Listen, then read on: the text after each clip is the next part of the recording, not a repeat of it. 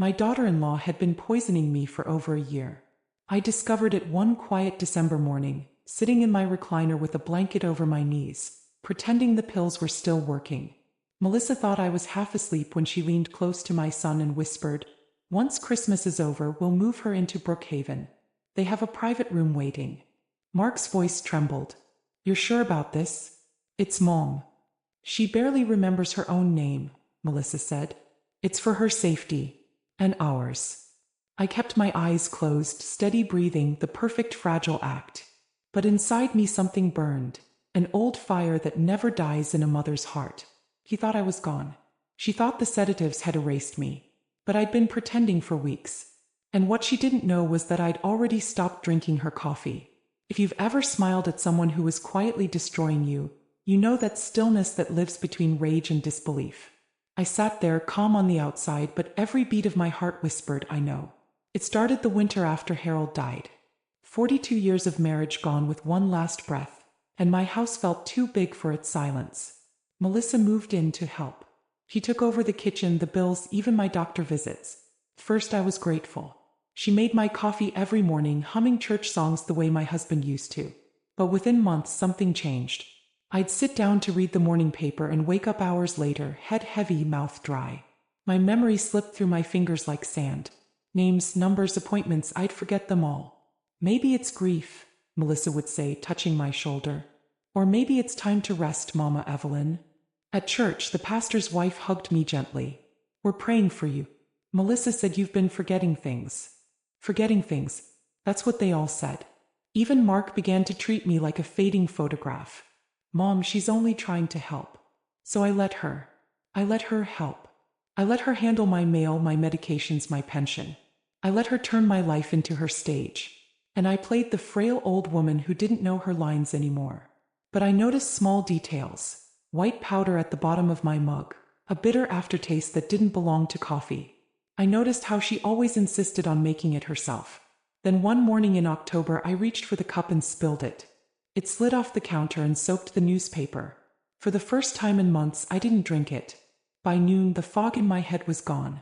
I felt awake, present, sharp like the first cold breeze after summer. The next morning I tested it. I waited until she left the kitchen, poured the coffee down the sink, filled the cup with water and pretended to sip. No confusion. No dizziness. Just silence, clear and honest.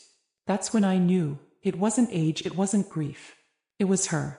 Every day after that, I dumped the coffee and saved a little at the bottom of the mug, sealing it in small jars I labeled with dates. I didn't know what I'd do with them yet, but I knew I'd need them.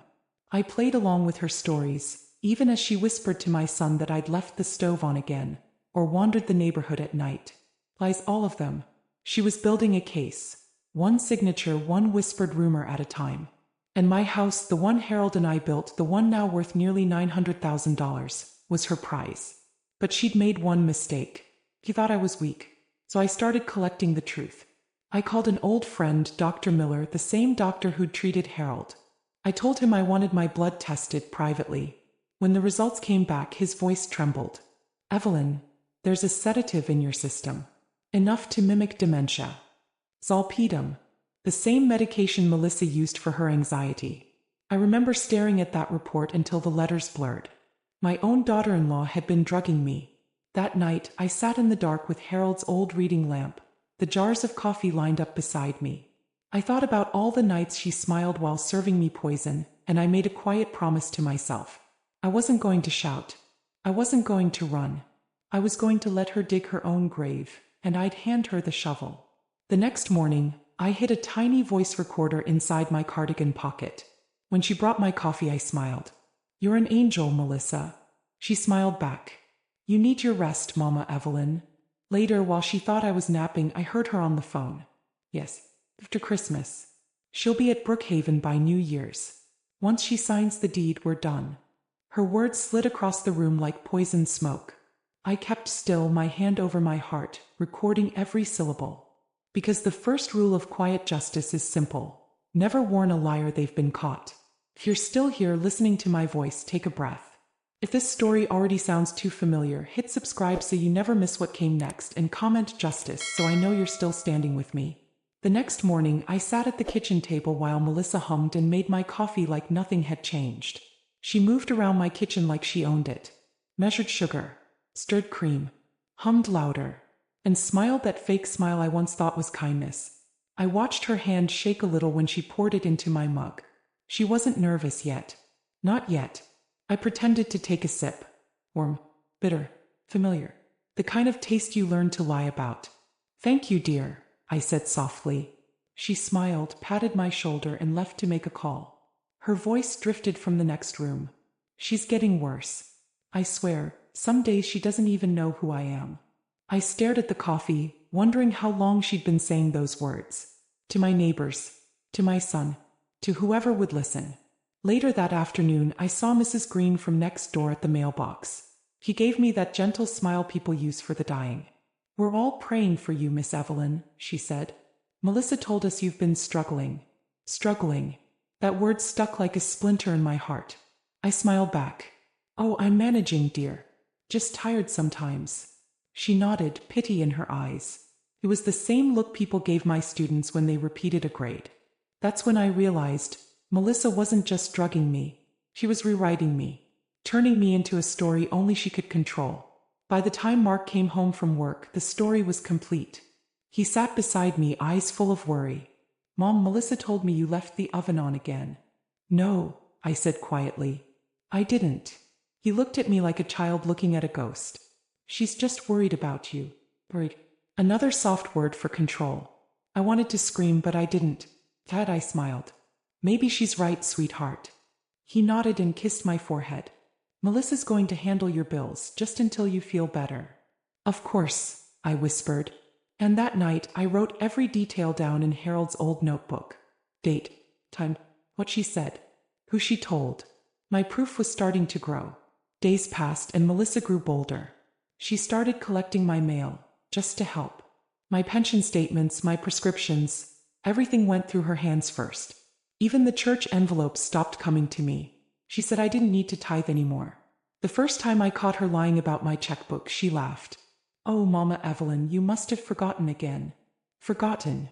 Her favorite word. But what she forgot was who I used to be. I wasn't just somebody's mother. I was a teacher.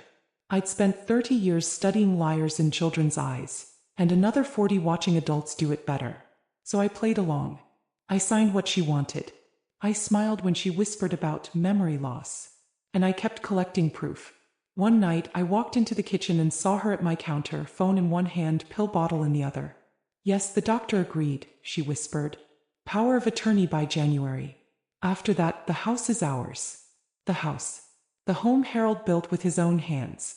The place where I raised my son, buried my husband, planted every rose out front. My blood ran cold. But I smiled anyway.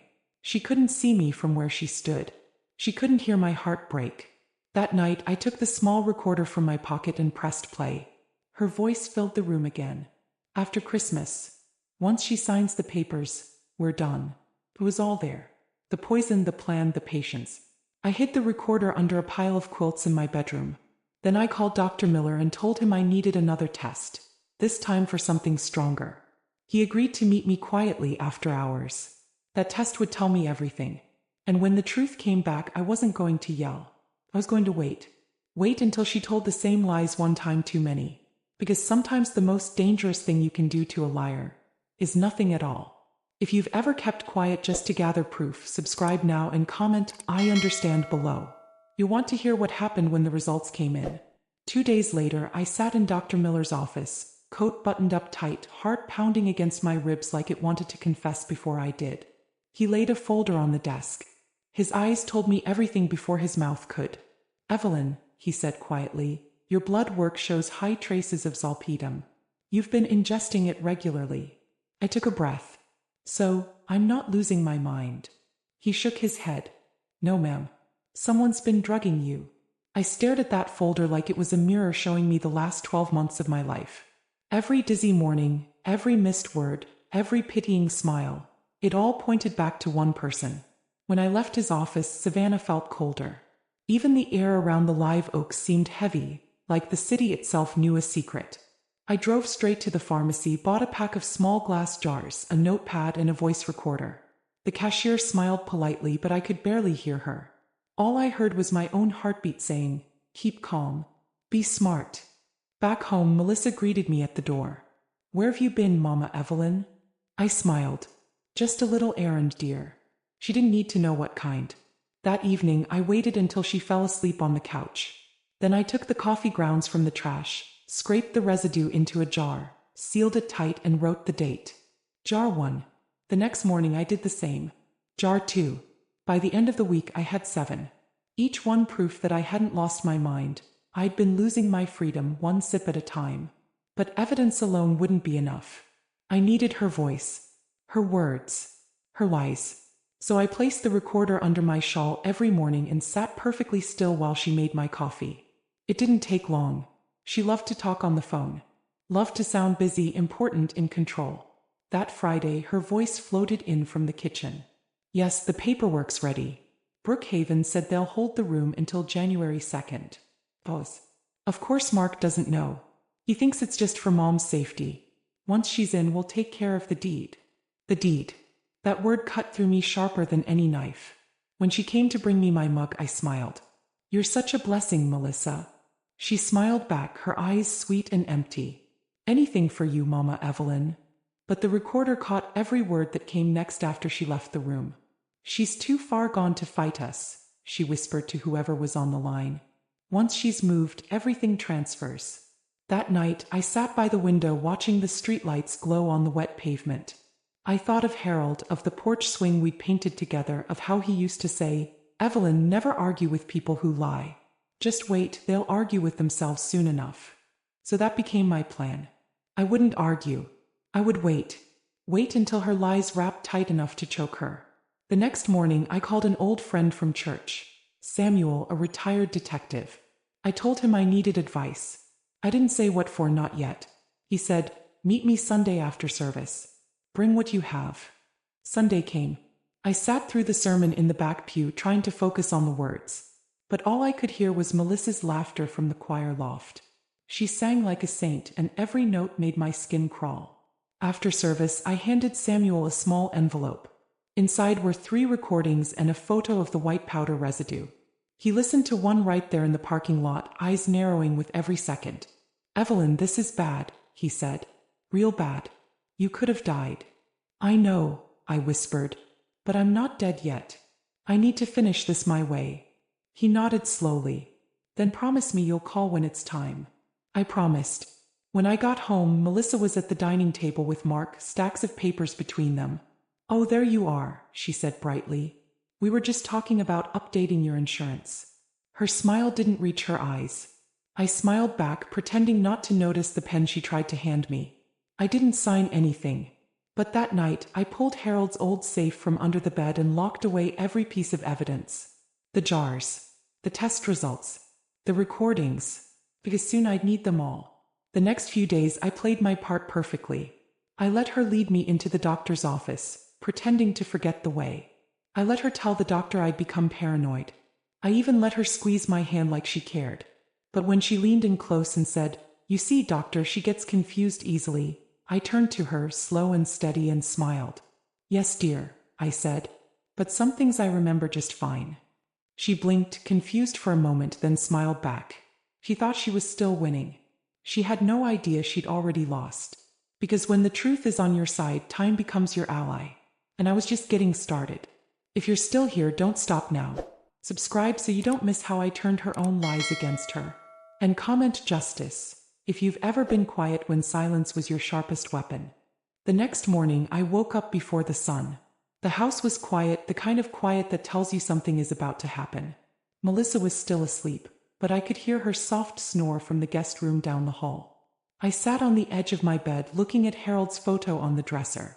"You'd be proud of me," I whispered. "I'm going to end this the right way." That day I made a new purchase. A small camera, no bigger than a golf ball, wireless and silent. The boy at the electronics store showed me how to connect it to my phone. "Just point it wherever you want, ma'am. You'll get a notification when it moves." Perfect. That night, I waited until Melissa went upstairs. Then I placed the camera behind the jar of sugar on the counter, right where she made my coffee every morning. It had a clear view of the kettle, the cups, and her hands. The next morning, I pretended to sleep late. I wanted her to think I was weak again. When I finally came down, she was already at the counter. "Morning, Mama Evelyn," she sang. "You're up late. Want your coffee?" I smiled softly. "Please, dear. Extra cream today." She turned, pretending to be casual, but I saw the flick of her wrist, the way she reached into her purse, the slight clink of glass against metal. She crushed something between 2 spoons, stirred, added sugar, then that same fake smile. "Here you go, Mama." I took the cup, smiled back, and watched her leave the room. The camera blinked once, catching everything. At noon, while she was out running errands, I checked my phone. The video loaded. There she was, crushing the pills, stirring them into my mug like she'd done 100 times before. My stomach turned. I'd seen enough to last a lifetime, but I forced myself to watch every second. Every stir. Every smile. Every lie. That night, I hid the footage on a flash drive inside my sewing box. Then I backed it up to another drive and tucked it into Harold's Bible. The next day I repeated it. And again. 3 mornings in a row. By the end of the week I had proof, video proof, that my daughter-in-law had been poisoning me. But I didn't rush. Oh, I kept still. Because evil people get careless when they think no one's watching. The following Monday she brought a folder to breakfast. "Just some updates," she said sweetly. "Your insurance, your accounts. Nothing major." I nodded, playing my part. "You're such a help, Melissa. I don't know what I'd do without you." She smiled wider. "You don't have to worry about anything, Mama. I'll take care of it all." I signed the papers with my old shaky handwriting, the one she thought meant I was losing it. But what she didn't know was that the real documents were safe with my lawyer. I'd already met with Mrs. Delaney the day before. Mrs. Delaney looked me in the eyes and said, "Evelyn, this is fraud, assault, and attempted theft. You're doing the right thing." We drew up my will again, locked the new deed under her care, and marked every fraudulent document as evidence. When I got home that evening, Melissa was cooking dinner. The smell of pot roast filled the kitchen. She looked up, smiling. "How was your day?" "Lovely," I said. "Just lovely." She served me a plate like nothing was wrong, but I noticed the coffee sitting ready beside it. She never skipped a dose, even when she thought I was happy. That night I made one more call, to Samuel, my friend from church. "I think it's time," I said. He told me to meet him at the station in the morning. When I arrived, Detective Claire Johnson met me with a notepad and steady eyes. She listened to everything. The recordings, the blood tests, the camera footage, every detail I'd written in Harold's old notebook. By the time I finished, her face had gone pale. "Mrs. Moore, this is serious evidence of elder abuse and attempted murder. We'll need you to stay calm while we build a case. Can you do that?" I smiled. "Detective, I've been calm for a year." She nodded. "We'll take care of the rest. Just keep acting normal until we tell you." Normal. That was easy. I'd been pretending for months. So I went home, made small talk, smiled at Melissa's jokes, nodded through her stories. Each word felt like a countdown. Each breath a quiet drumbeat toward justice. And on the night of December 21st, I finally allowed myself to feel it. Hope. The kind that hums low in your chest like music waiting for its last note. Because I knew what was coming next. Christmas morning. Her big reveal. The day she'd show my son the forged papers and tell him his mother was too far gone. What she didn't know was that the police would be waiting. And I was ready to let her speak her own sentence. If you're still listening, keep breathing with me. The next part is where everything she built starts to crumble. Subscribe now and comment ready if you've ever waited in silence just to let the truth walk in by itself. Christmas morning arrived dressed in fake peace. The smell of cinnamon rolls filled the kitchen. The tree lights glowed soft in the corner, and Melissa moved through the house humming like a saint. She wore red lipstick, pearls, and that same careful smile she always saved for special lies. I sat in my chair by the window, blanket across my legs, pretending to be sleepy and harmless. The mug of coffee sat untouched beside me, steam curling like a snake I'd already learned not to trust. Mark and little Lily arrived just after 10, arms full of gifts and smiles. "Hey, Mom," Mark said, leaning down to kiss my cheek. "Merry Christmas." "Merry Christmas, sweetheart," I said, my voice soft but steady. Melissa walked in holding a tray of cookies. "Who wants to open presents first?" she asked. She looked perfect. Hair shining, voice sweet, eyes calculating. We opened gifts. Laughter filled the room. Melissa laughed the loudest. And then she checked her watch. I saw it. The small signal the moment her act shifted. She looked at Mark. Honey, can we talk for a second? In the kitchen. My stomach clenched. It was time. They stepped away and I followed quietly, my cane soft against the rug. From the doorway I heard her voice drop. She had another episode this week, Melissa said. Wandered outside in her robe at 2 a.m. Mrs. Green saw her. That's not possible, Mark said. She seemed fine when I called. Melissa sighed. It's getting worse. Dr. Holden says she's not safe alone anymore. I already booked a room at Brookhaven, January 3rd. We have to do this before she hurts herself. There was paper rustling. The doctor signed these commitment forms. We just need your signature and hers. My son sounded tired, trapped. Are you sure this is right? Of course it is, she said gently. It's what your father would want. That was the moment I stepped into the kitchen. What your father would want, I said quietly, is the truth. They both turned. Melissa's smile froze. Mom, you should be resting, Mark said, startled. I'm fine, I said. In fact, I've never been clearer. I took the recorder from my cardigan pocket and placed it on the table. The red light blinked. Melissa's voice filled the kitchen. Yes, after Christmas. She'll be in Brookhaven by New Year's. Once she signs the deed, we're done here. Mark's mouth fell open. What is that? Melissa's hands shook. That's fake. She doesn't know what she's doing. Oh, I know exactly what I'm doing, I said. Would you like to see more? I pulled out my phone, opened the video and turned the screen toward them. Melissa crushing pills into my coffee. Melissa stirring, smiling, walking toward me. Mark stepped back, color draining from his face. Melissa, what is this? She stammered. It's not what it looks like. I was helping her sleep. Every day, I asked. For a year. Silence. Just the ticking of the clock and the sound of my heartbeat in my ears. Mom, Mark whispered, voice breaking. She told me you were forgetting things. That you were sick.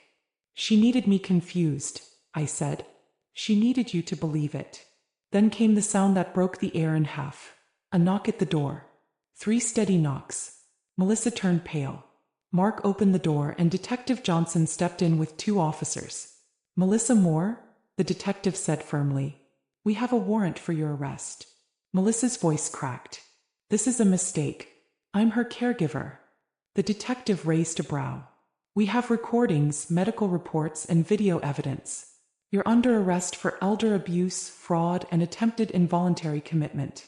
Mark's eyes filled with tears as the officers placed handcuffs on his wife. Mark, please, she begged. You know I'd never. He shook his head. Don't say another word.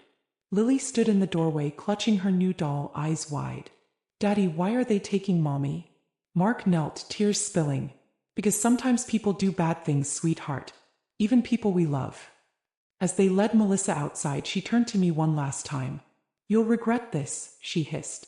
I looked her in the eye. No, dear. You will. The door closed behind her. Silence filled the room again, but this time it wasn't heavy. It was holy. Mark sat at the table, staring at the papers. Mom, how long have you known? Long enough, I said softly. Long enough to learn that the quiet kind of justice takes time. He reached for my hand, eyes full of shame and relief all at once. I'm so sorry. I know, I whispered. But now you see. That night, the lights on the tree glowed brighter than they had all month. Lily climbed into my lap, and for the first time in a year, I didn't feel afraid to close my eyes. Because the storm had passed. And I had survived it without raising my voice. If you're still here listening, take a deep breath with me. If this story touched something in you, subscribe now and comment justice below. Because sometimes the quiet ones are the ones who win in the end. The next morning, the house felt different. Lighter.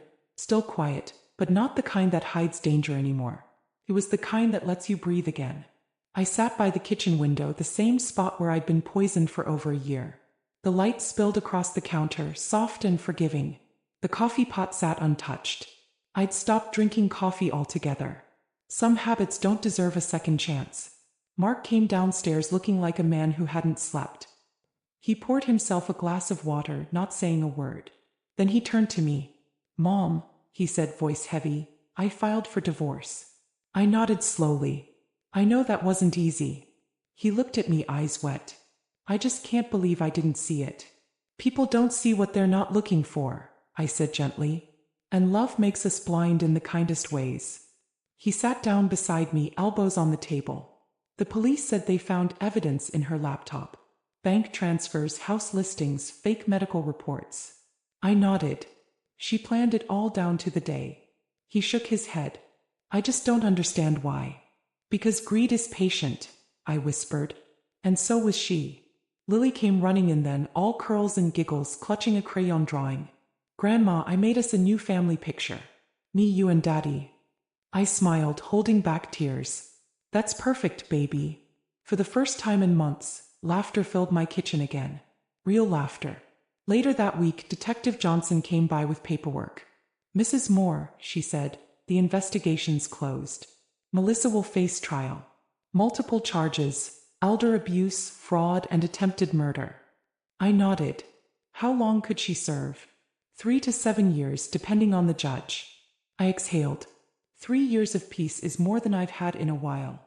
She smiled faintly. "You built a strong case. Most people in your position never get this far." "I didn't get here by luck, Detective," I said softly. "I got here by listening." After she left, I opened the folder on the table. My house papers, the deed, the title. Felt strange holding them. This home had survived everything. My marriage, my husband's passing, and the slow poison of betrayal. That night, I called my lawyer, Mrs. Delaney. "I want to do something," I said. "Of course," she replied. "What's on your mind?" "I want to donate the house," I said, "to the women's shelter downtown. The one that helps widows and mothers starting over." She paused. "That's generous." "It's necessary," I said. "Harold built this home with love.